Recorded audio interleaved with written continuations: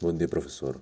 Quien le habla es el alumno Dávila Medina Ronald Eduardo, y junto a mi grupo conformado por De la Cruz Moreno Hugo Adrián, Francisco Pascual Danilo Franli, Maza Ramos Ángel Jesús y Romero Borja Leonel, le presentaremos tres temas muy importantes, como lo vienen siendo el subrayado, el sumillado y el resumen, los cuales aplicaremos a dos lecturas.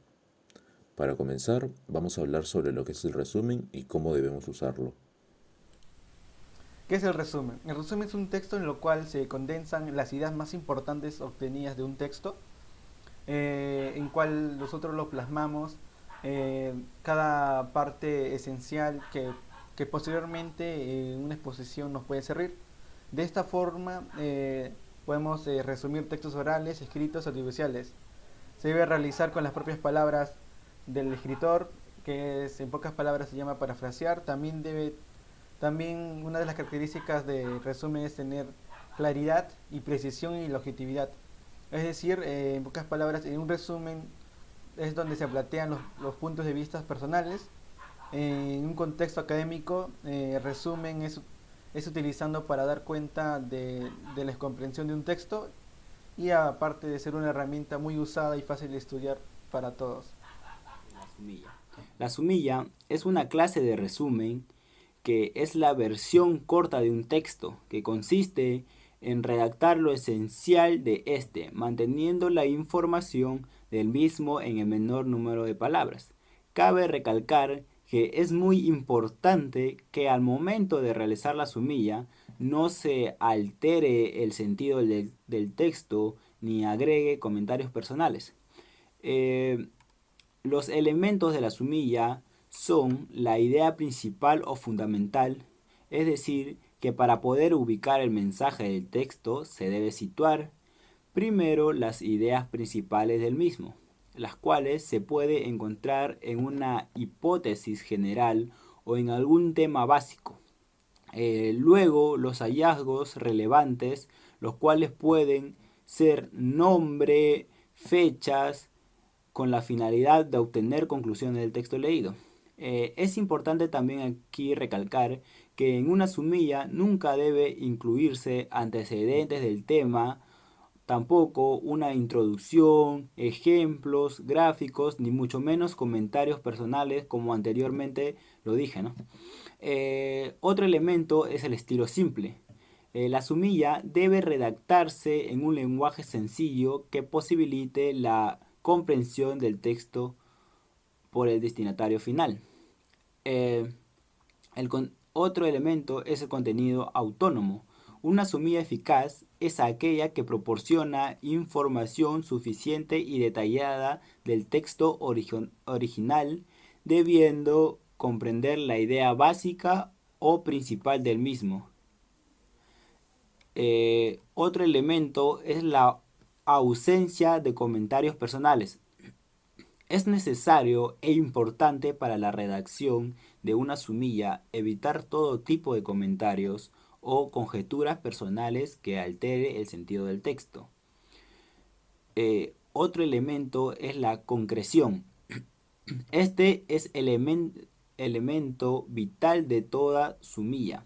Permite la reducción de texto original ahorrando tiempo y espacio, pero debe tenerse cuidado de no sacrificar la claridad, simplicidad y exactitud. Las características de la sumilla es la claridad, brevedad, objetividad, coherencia y fidelidad. Otro de los temas que tenemos que ver es el subrayado. ¿Pero qué es el subrayado? Subrayar consiste en destacar mediante trazos, haciendo rayas o poniendo líneas, las ideas fundamentales o secundarias presentes en el texto, así como todas las palabras claves o detalles importantes, con el fin de que resalten. El subrayado de textos es una técnica básica del trabajo intelectual porque sirve para analizar y comprender los contenidos de un texto. ¿Pero qué se debe subrayar? Solo se debe subrayar lo fundamental, que ordinariamente se haya contenido en una idea principal, que puede estar al principio, al final o en medio de un párrafo. Se debe subrayar una cantidad reducida de información, de manera que ésta permita posteriormente recordar de qué trata el texto con un simple vistazo. Tenemos que tener en cuenta que Los títulos y subtítulos siempre se tienen que subrayar. En el caso de los títulos, ya que estos son los que dan la idea global del tema que vamos a tratar, y los subtítulos se subrayan siempre porque aportan datos complementarios que son útiles para recordar el tema de que se está tratando. ¿Por qué es conveniente subrayar? Es una técnica de análisis que permite organizar y comprender un texto. Esto nos va a ayudar a fijar la atención, nos favorece para un buen estudio, incrementa nuestro sentido crítico de la lectura, es muy adecuado para repasar mucho texto en poco tiempo. Algunos de los requisitos para aprender a subrayar son el tener el dominio de lectura mecánica y buen nivel de comprensión lectora. También tenemos que saber distinguir un párrafo de una oración, saber distinguir lo esencial de lo accesorio y el fondo de la forma. Algunas estrategias para subrayar las tenemos desde la primera lectura, ya que una vez seleccionado el texto relacionado con nuestra investigación, se debe dar una lectura completa para obtener la idea general del tema. Después de efectuar esta lectura, se consultarán todos los términos que no se entienden, a fin de entender el tema en general. En una segunda lectura, nos detendremos más en los párrafos más significativos y subrayaremos las ideas más importantes, al igual que los títulos y subtítulos. En este momento debemos tener en cuenta el fin para el que estamos subrayando, así como el conocimiento que tengamos del tema. En una tercera lectura, comprobaremos que el texto subrayado exprese fielmente el contenido del texto. No debemos olvidar que en ocasiones, si es necesario, debemos completar lo subrayado con notas. Esto con el objetivo de estructurar mejor el tema. Lo subrayado y lo anotado deben tener un hilo que les dé lógica. De lo contrario, y a la hora de resumir, tendremos que leer todo para conocer el contexto de nuevo. ¿Qué tal? Soy el alumno Ángel Maza y vengo a exponer más que nada explicar sobre el uso del subrayado en este texto. En la parte de Pireo, el puerto de Atenas, ubicado a pocos kilómetros de la ciudad, se resalta Pireo y también lo que está dentro del paréntesis debido a que se explica qué es Pireo. ¿Qué lugar es Pireo? Es el puerto de Atenas. También se resalta Glaucón, hijo de Aristón, porque se está explicando que Glaucón es hijo de Aristón, para la redundancia. Y dice, elevar mis oraciones a la diosa. Se resalta esta parte porque es la finalidad de ir a ese lugar. También se subrayó, después de orar y contemplar la procesión, emprendimos el regreso a la ciudad. Ya que básicamente eso es lo que pasa después de elevar las oraciones a la diosa. Eso es lo que se entiende. Y habiendo visto desde lejos Polemarco, hijo de Céfalo. Se resalta esta parte porque es un nuevo personaje. Polemarco, hijo de Céfalo. Hijo de Céfalo también porque nos da a entender o lo referenciamos a que Polemarco es hijo de Céfalo. Dice, ordenó a su esclavo que viniese corriendo hacia nosotros y nos rogara que lo esperásemos. Eso se resalta esa parte porque es lo que hizo Polemarco. De ahí se resalta Polemarco con el hermano de Glaucón, ya que se introduce un nuevo personaje que es el hermano de Glaucón. Después de esto se destaca, fuimos pues a la casa de Polemarco, ya que es lo que pasa después de esa escena, por así decirlo, donde encontramos a sus dos hermanos, Licias y Eutidemo. Se resalta esto porque se introducen dos nuevos personajes nuevamente. Calcedonio Trasímaco también, Camántides de Peania y Clitofonte, hijo de Aristómi. También estaba Céfalo, el padre de Polemarco. Se resalta todo esto porque son los personajes y también se les referencia a qué son o de quiénes son o de qué hermanos son, qué familiares de quién, básicamente. También se destaca esta parte. Me agrada comenzar con los ancianos, como ya se encuentran al final de un camino a nosotros probablemente nos corresponda seguir un día. Me parece natural obtener informes de ellos acerca de si la ruta es escarpada y penosa o llana y cómoda. Esta parte se resalta debido a que se explica el por qué se conversa con los ancianos, ¿no? De cierta parte. Y también para Que se den cuenta de por qué obtener informes de estos los ayuda a seguir su ruta.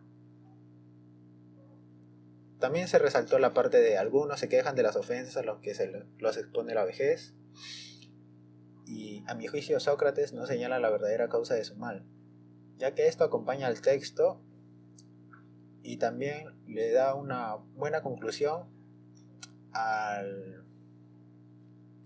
Sócrates, más bien dicho.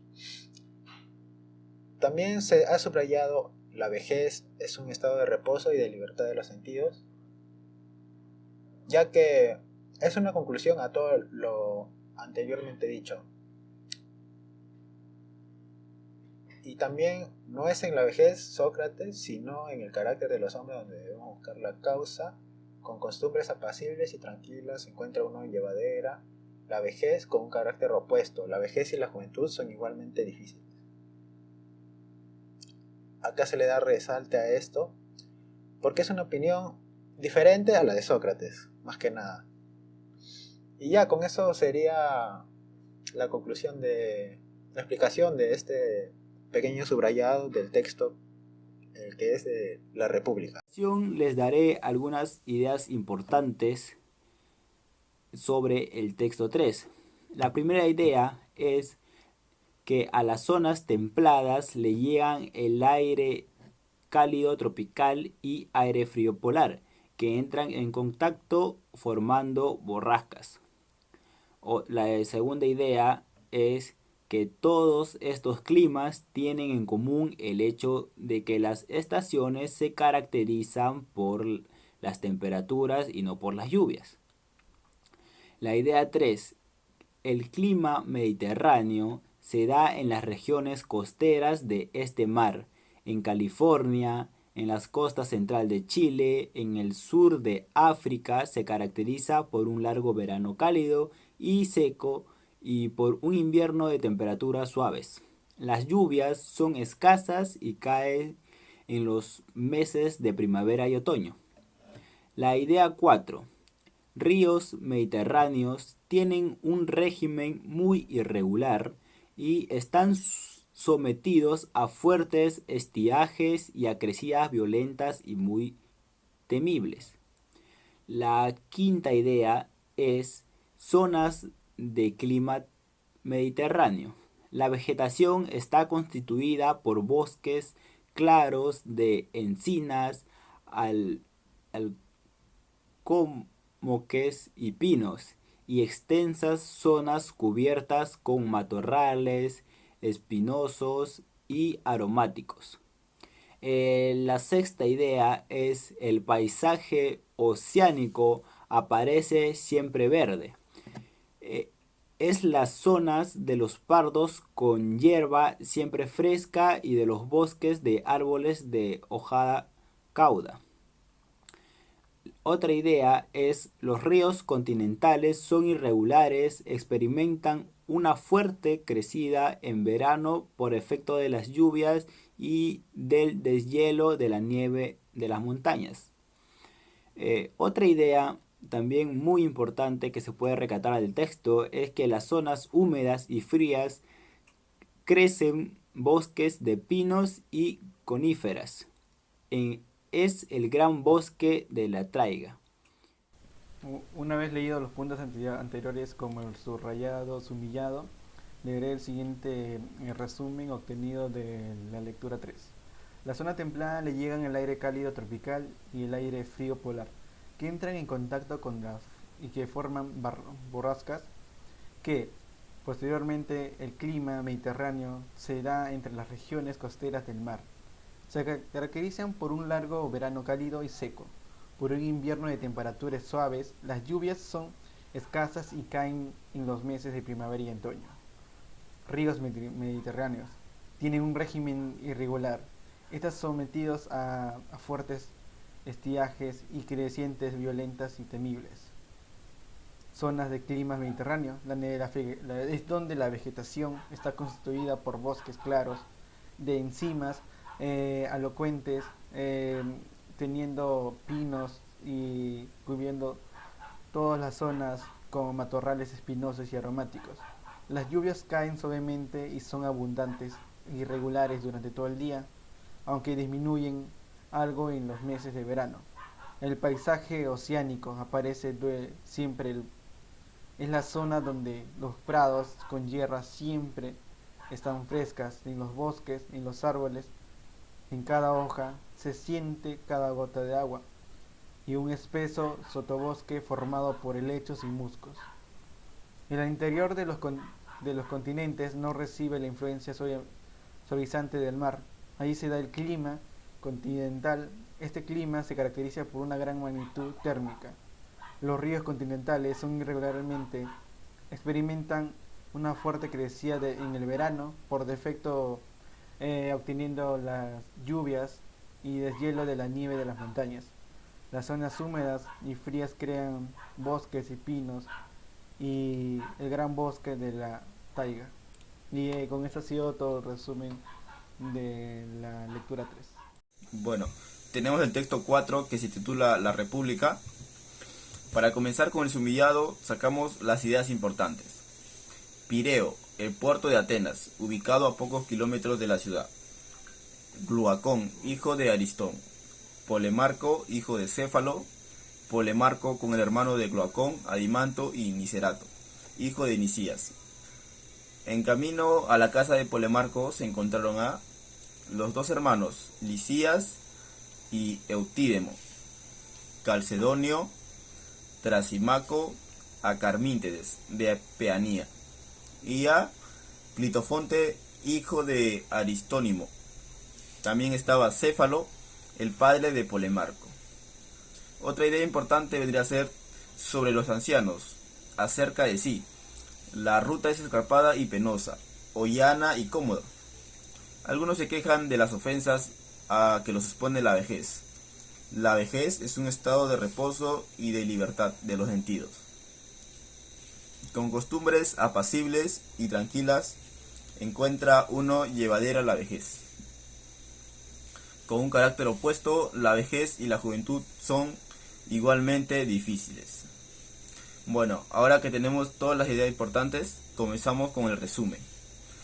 El resumen diría así: en Pireo, el puerto de Atenas, con Gluacón, hijo de Aristón, a lo lejos Polemarco, hijo de Céfalo, mandó a su esclavo a que diga que lo esperen.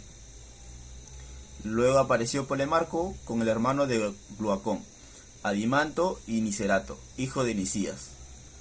Tras una plática fueron a la casa de Polemarco, en donde se encontraron a Lisías y Eutídemo, también Calcedonio, Trasimaco, a Carmántides de Peanía y a Clitofonte, hijo de Aristónimo.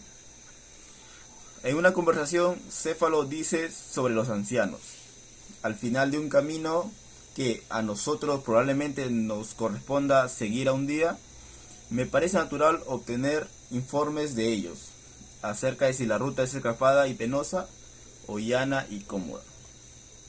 Entonces Sócrates respondió: algunos se quejan de las ofensas a los que expone la vejez. La vejez es un estado de reposo y libertad de los sentidos. Con costumbres apacibles, tranquilas, encuentra uno la llevadera a la vejez. Sócrates: sino que el carácter, los hombres, donde deben buscar la causa. Con costumbres apacibles y tranquilas, encuentra uno la llevadera de la vejez. Con un carácter opuesto, la vejez y la juventud son igualmente difíciles. Entonces, primero, para comenzar con el sumillado, sacamos las ideas importantes, y para empezar con los resúmenes, tenemos que tener las ideas importantes.